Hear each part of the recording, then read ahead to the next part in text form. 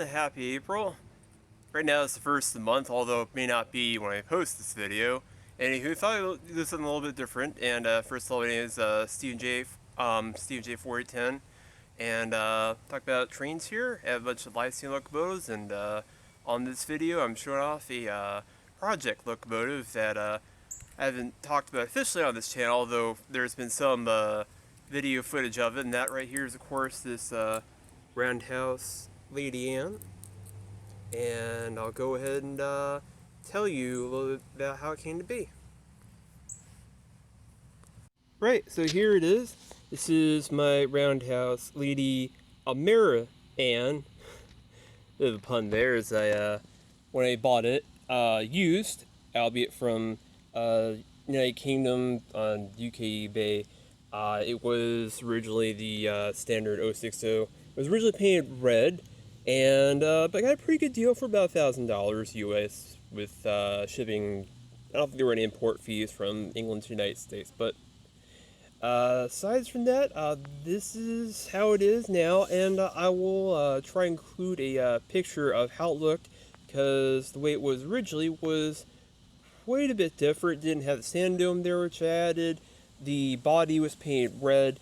The jacket was painted black, but I also added insulation underneath the jacket in order to make it sit a little wider, also so we could add the bolt for the sand dome here. It did go a little cheap, as I mentioned, about 1,000 ship, because right here it had some damage where it fell. I did my best to hammer it out and repaint it, and I had to solder it up a little bit.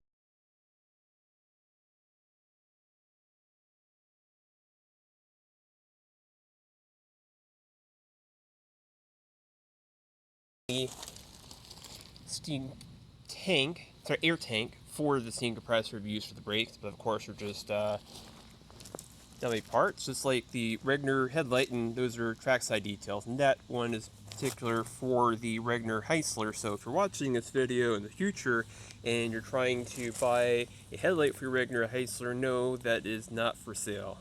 It comes with the loco.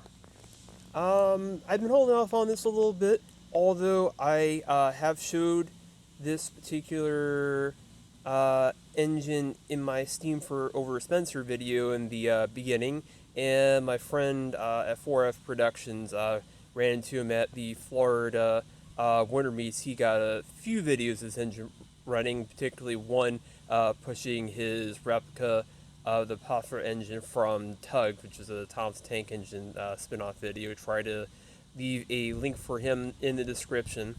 Anyhow, I want to talk with Lady Mary Ann, or as my friend Ian from Missouri called it, Steam Over Spencer, a Lady Ann in drag, or Lady Ann in American drag.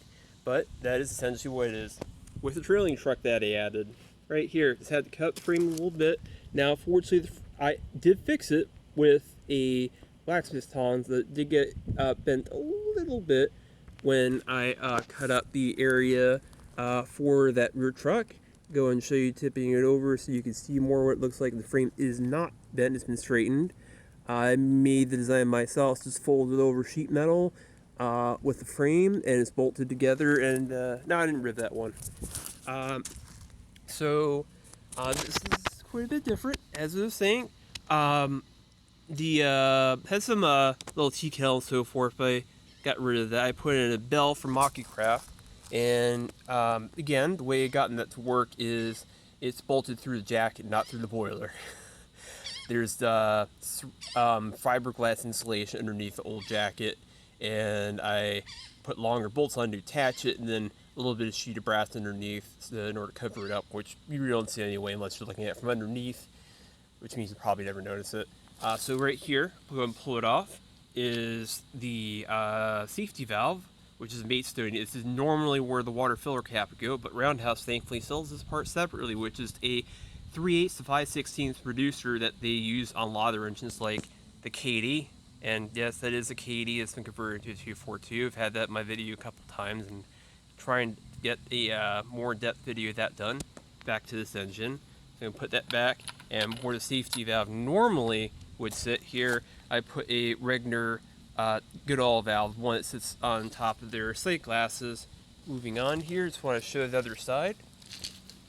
as gently as possible. See, I painted the number 1 on with both sides with Rust-Oleum Automotive Touch-Up paint. It works quite well, but you do need to be careful with heat, as it can cause orange peel when mixed with certain other types of paints like VHT, and this black is VHT that I am using, that rather I painted with.